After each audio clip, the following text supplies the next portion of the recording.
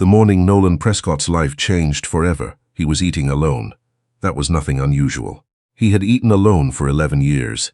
In the private dining room of his Edmonton tower, at the corner table of whatever restaurant his assistant booked, in the vast kitchen of his Glenora home, where the housekeeper set one placemat on a table meant for 8. Alone was something Nolan had quietly made peace with, the way you make peace with a bad knee or a chronic cough. You stop noticing it until something reminds you. That Tuesday morning in late October, the something was a child. She was standing outside the window of the Birchwood, one of those old Calgary breakfast spots on 17th Avenue that had somehow survived 4 decades of renos and recessions. Nolan was in the city for a board meeting and had arrived 40 minutes early, the way he always did. Punctuality being one of the few remnants of the person he used to be before money made everything soft and scheduled. He was watching steam rise from his coffee when he noticed her. 11, maybe 12. A canvas backpack with a broken zipper, duct-taped shut. A fall jacket 2 sizes too large, the kind of fluorescent orange that gets handed out at shelters. She had her hands pressed flat against the glass, not the way tourists do when they're peering into a fancy shop. More like she was steadying herself. More like she was trying to remember something. Nolan looked away. He looked back. She hadn't moved. He told himself she was waiting for a parent. He drank his coffee. He told himself she was just curious. He watched the condensation from her breath bloom and fade against the glass.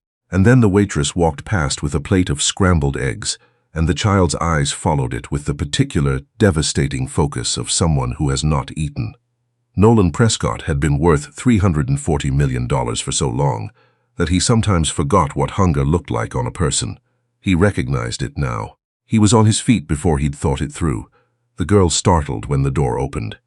She took 2 steps back from the window, and up close she was younger looking than he'd expected.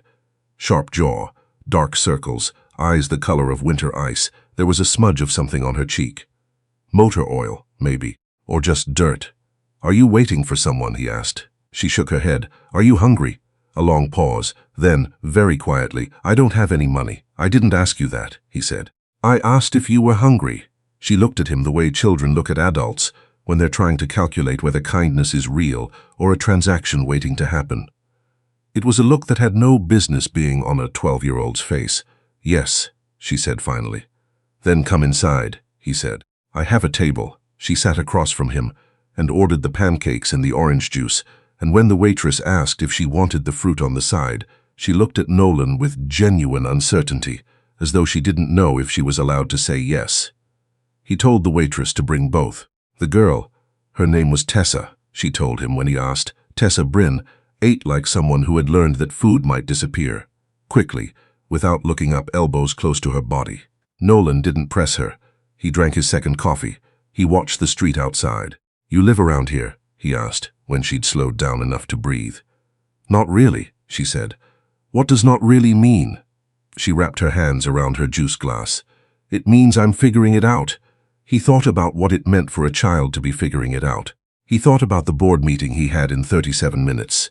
He thought about the empty passenger seat of his car, which had been empty for 11 years, on the drive home every single night. "How long have you been on your own?" he asked. The question surprised her. Most adults, he imagined, didn't ask that directly. They danced around it. "Where are your parents? Where do you go to school? Who's looking after you?" As though the answer might be contagious. She studied him across the table. Since August. 3 months. 3 months this child had been navigating the city on her own, and Nolan was only encountering her now because he happened to eat early, and she happened to press her face against a window.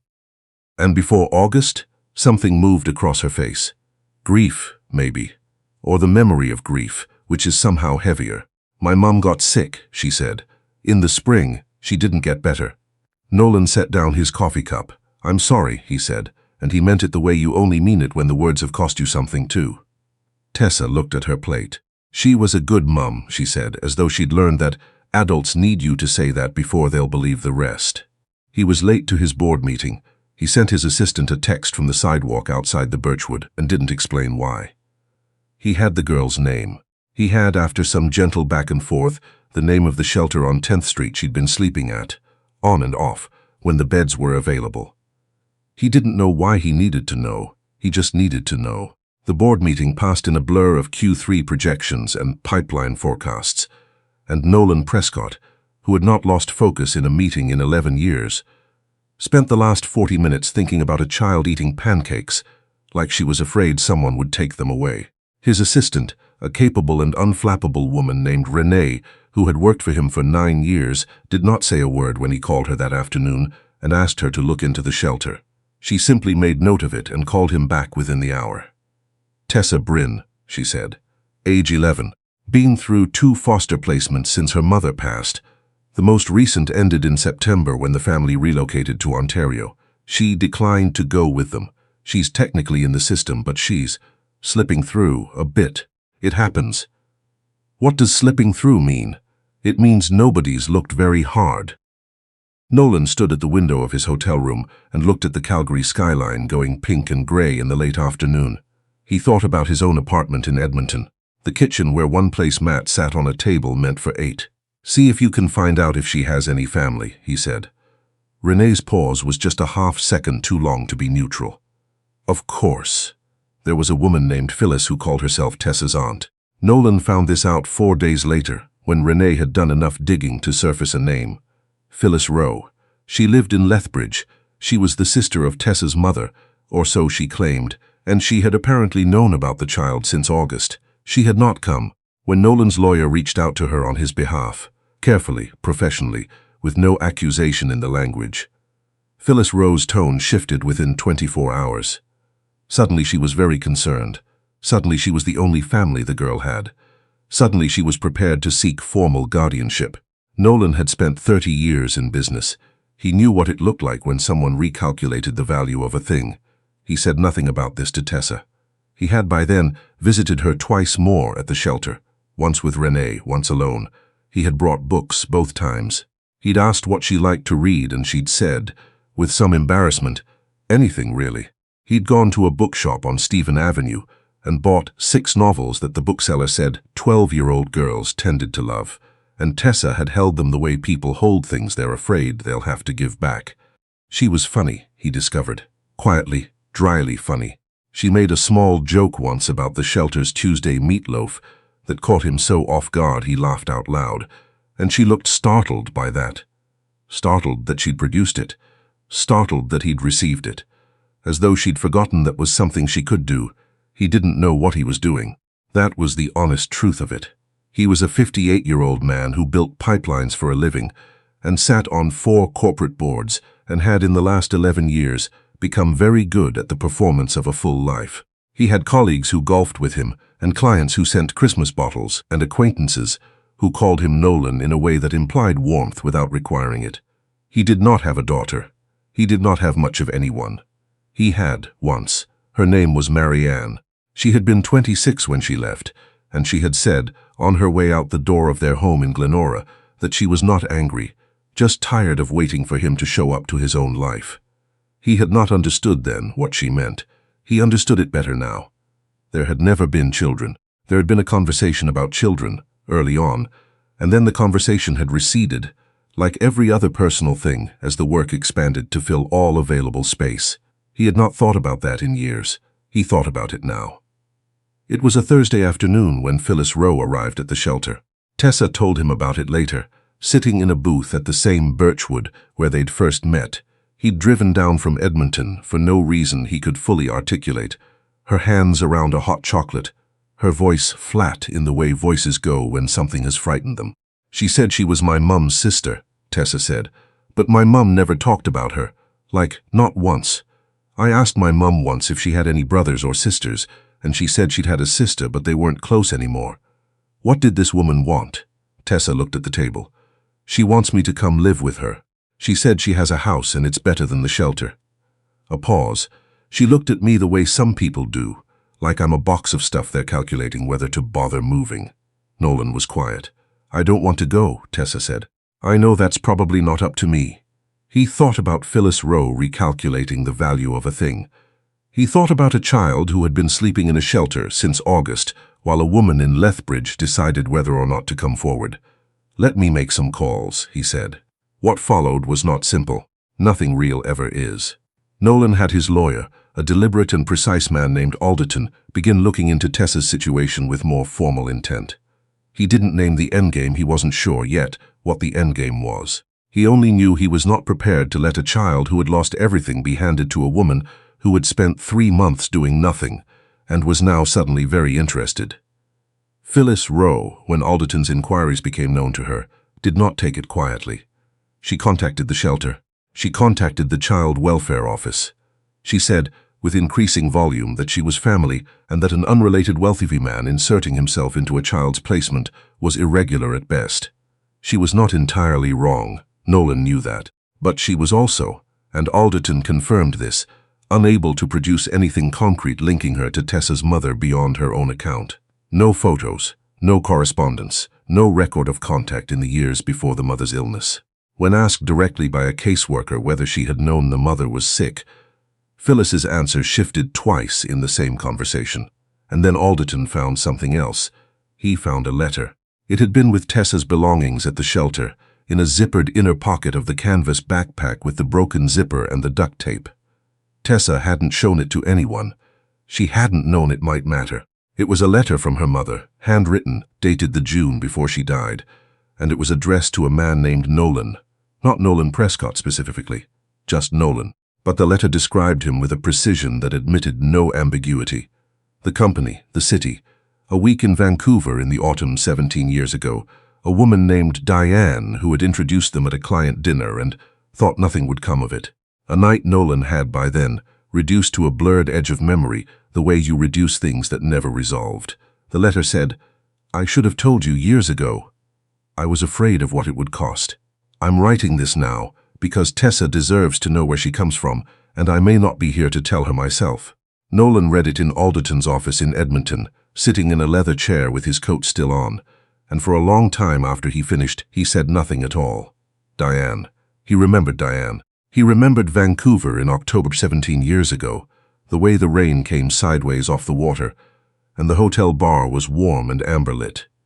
He remembered a woman he'd talked to for 3 hours at a dinner party, who had laughed at something he'd said and looked at him like he was more than he usually felt like. He remembered not calling her afterward and spending about a week feeling like the worst kind of coward, and then the work expanding, as it always did, to fill all available space. He had not known her last name. He had not thought to ask. Her name, the letter told him, had been Clara Bryn. He sat in Alderton's office with his coat still on and understood, with the specific quietness of something enormous, that the girl pressing her face against a restaurant window had not been a stranger to him at all. The DNA test was Alderton's suggestion. Nolan agreed immediately. He didn't want there to be any question, not for the courts, not for Tessa, not for himself. Tessa, when it was explained to her, carefully, with Alderton present and a child welfare worker named Singh in the room, went very still. She looked at Nolan for a long time. "My mum's letter," said Nolan, she said. "When I read it, I thought." She stopped. "You thought what?" Singh asked gently. Tessa shook her head. But her eyes, when they found Nolan's across the room, said it plainly enough. "I thought it might be you. From the first morning. I thought it might be you, and I didn't know what to do with that." He hadn't known either. He wasn't sure he knew yet. The results came back in 12 days. Nolan spent those 12 days in a state he didn't have a word for. Not quite hope, not quite fear. Something that felt like standing at the edge of a frozen lake in February, knowing the ice would hold or it wouldn't. The ice held. Alderton called him on a Wednesday morning, and Nolan was in his kitchen in Glenora with one-place mat on a table meant for 8, and the result was the result it was. He sat down. He put his hand over his eyes. He did not cry. Not then. But something released in his chest that he hadn't known had been locked there. Something that had been locked there for 11 years, maybe longer, maybe since a rainy October in Vancouver when he'd been too much of a coward to ask for a last name. Phyllis Rowe contested nothing, in the end. Alderton's investigation had uncovered enough about her situation, a recent bankruptcy, a timeline that made her sudden interest in guardianship uncomfortably legible, that contesting seemed to her a losing proposition. She withdrew her claim without ceremony, which was, Nolan thought, about the least she could offer. The paperwork took months.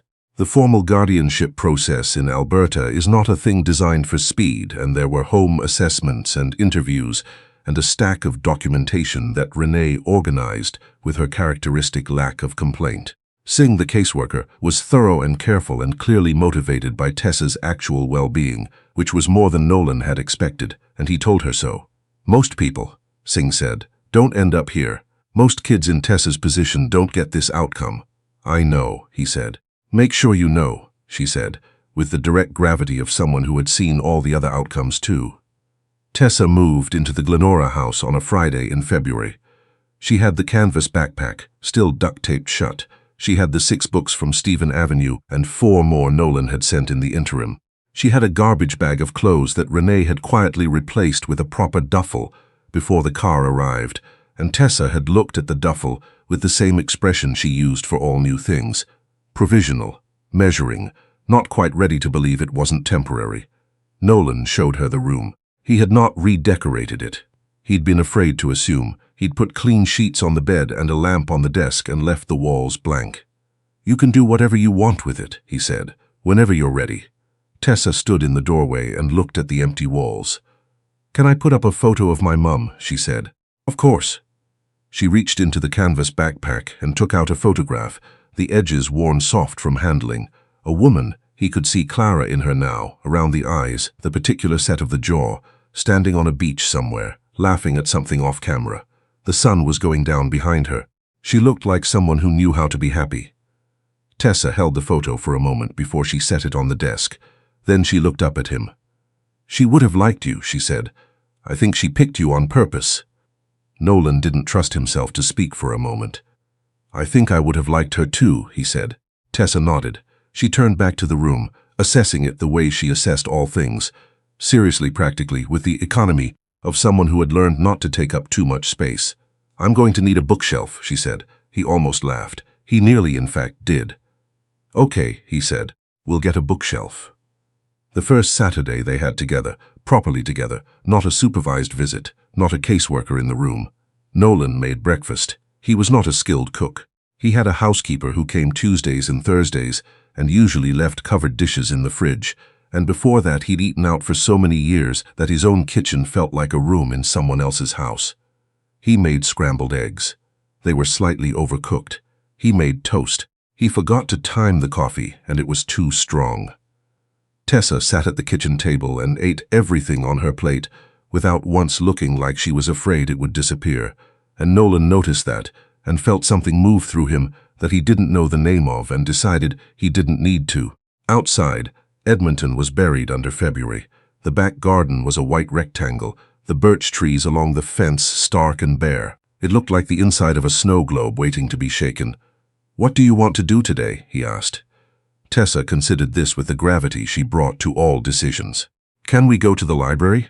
He thought about the 47 things on his Saturday calendar, the calls, the reports, the board prep, the email threads that had been waiting since Thursday. "Yeah," he said. "We can go to the library." She looked at him. "You don't have to come. I can probably figure out the bus." "I know you can," he said. "I'm coming anyway."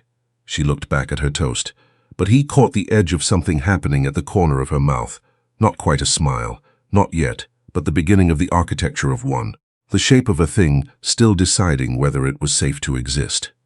He thought about Clara on a beach at sunset, laughing at something off camera. He thought about a child pressing her face against a restaurant window in October, steadying herself. He thought about 11 years of one-place mat on a table meant for 8, and how it had never once occurred to him that the table itself was not the problem. He drank his too-strong coffee. Outside, the birch trees held their bare branches against the white sky, patient as everything that knows it only has to wait for spring. "Ready when you are," he said. And Tessa Bryn, his daughter, though neither of them had yet said the word out loud, though they were both still learning the shape of it in their mouths, picked up her coat from the back of the chair and said, "Okay, let's go."